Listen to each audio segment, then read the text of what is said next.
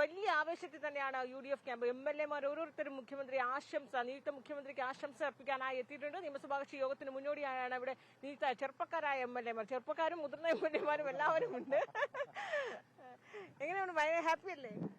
കേരളം മുഴുവൻ ആഗ്രഹിച്ചൊരു തീരുമാനമാണല്ലോ. കഴിഞ്ഞ ഒരു ആഴ്ചയായി നമ്മൾ സാമൂഹ്യ മാധ്യമങ്ങളിലൂടെയും നമ്മളൊക്കെ റോട്ടിലിറങ്ങി ആരോട് സംസാരിക്കുമ്പോൾ അവരൊക്കെ പറയുന്ന ഒരേ ഒരു കാര്യം ഇതാണ്. അപ്പോ കോൺഗ്രസ് ആ ജനാധിപത്യപരമായിട്ടുള്ള അതിന്റെ ഔന്നത്യം പുലർത്തി എന്നുള്ളതാണ് കാണാൻ സാധിക്കുന്നത്. ഒരുപക്ഷെ കോൺഗ്രസിനല്ലാതെ മറ്റാർക്കും ഇതുപോലുള്ള ഒരു സാഹചര്യത്തിൽ ഇതുപോലെയുള്ള ജനവികാരത്തെ മാനിച്ചുകൊണ്ടുള്ള ഒരു തീരുമാനം എടുക്കാൻ സാധിക്കുമെന്ന് ഞാൻ കരുതുന്നില്ല. ആ നല്ല തീരുമാനം കോൺഗ്രസ് എടുത്തു. അതൊരു വലിയ ഉത്തരവാദിത്തം കൂടിയാണ് നിയുക്ത മുഖ്യമന്ത്രിയെ സംബന്ധിച്ച്, അദ്ദേഹത്തിന്റെ ടീമിനെ സംബന്ധിച്ച്. കാരണം ജനങ്ങളുടെ ആ പ്രതീക്ഷകൾക്കൊത്തുയരുക, ജനങ്ങൾക്ക് നൽകിയ വാഗ്ദാനങ്ങൾ പാലിക്കുക, ആ നിലയിൽ മാൻഡേറ്റ് ഉൾക്കൊണ്ടുകൊണ്ട് മുന്നോട്ട് പോവുക എന്നുള്ളതാണ് തീർച്ചയായിട്ടും ഗവൺമെന്റിന്റെ ഭാഗത്ത് നിന്ന് നമ്മളൊക്കെ കാണാൻ ആഗ്രഹിക്കുന്നത്.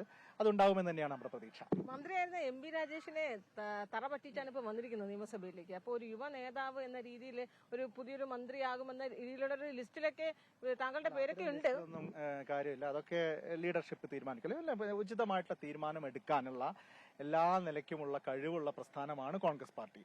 അതിപ്പോ മുഖ്യമന്ത്രിയുടെ കാര്യത്തിൽ നമ്മൾ അത് കണ്ടു.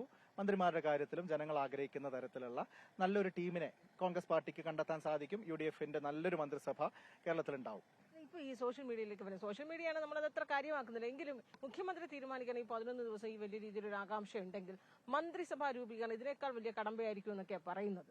ഒരിക്കലും അങ്ങനെ ഉണ്ടാവും തോന്നുന്നില്ല. കാരണം ഈ കാര്യത്തിൽ ഉണ്ടായ ചില ആശയവിനിമയങ്ങൾ, ഏതെല്ലാം തലങ്ങളിൽ ആശയവിനിമയം നടത്തേണ്ടി വന്നു എന്നുള്ളത് നിങ്ങൾക്കൊക്കെ അറിയാലോ. നിങ്ങളൊക്കെ അതിനെ ഫോളോ ചെയ്യുന്ന ആളുകളല്ലേ. അപ്പൊ ആ നിലയിലുള്ള ഒരു കാലതാമസം ഇനിയത്തെ കാര്യങ്ങളിൽ ഉണ്ടാവേണ്ട കാര്യമില്ല. അത് എത്രയും പെട്ടെന്ന് തന്നെ ചെയ്യാൻ പറ്റും എന്നാണ് എനിക്ക് തോന്നുന്നത്. എന്നാലും വലിയ സന്തോഷത്തിലും വലിയ പ്രതീക്ഷയിലുമൊക്കെ തന്നെയാണ് യുവ നേതാക്കൾ, MLA മാരൊക്കെ തന്നെയും വലിയ രീതിയിൽ പ്രതീക്ഷിക്കുന്നു. ഇനിയുള്ള, അതായത് ഇത്രയും നാൾ ഉണ്ടായിരുന്ന ആ 11 ദിവസം കാത്തിരുന്ന ജിജ്ഞാസ, ആകാംക്ഷ, ആ തർക്കമൊക്കെ മാറി മുഖ്യമന്ത്രിയെ തീരുമാനിച്ചു, പ്രഖ്യാപിച്ചിരിക്കുന്നു. ഇനി അങ്ങോട്ട് കാര്യങ്ങളൊക്കെ വളരെ സ്മൂത്തായി തന്നെ മുന്നോട്ട് പോകും.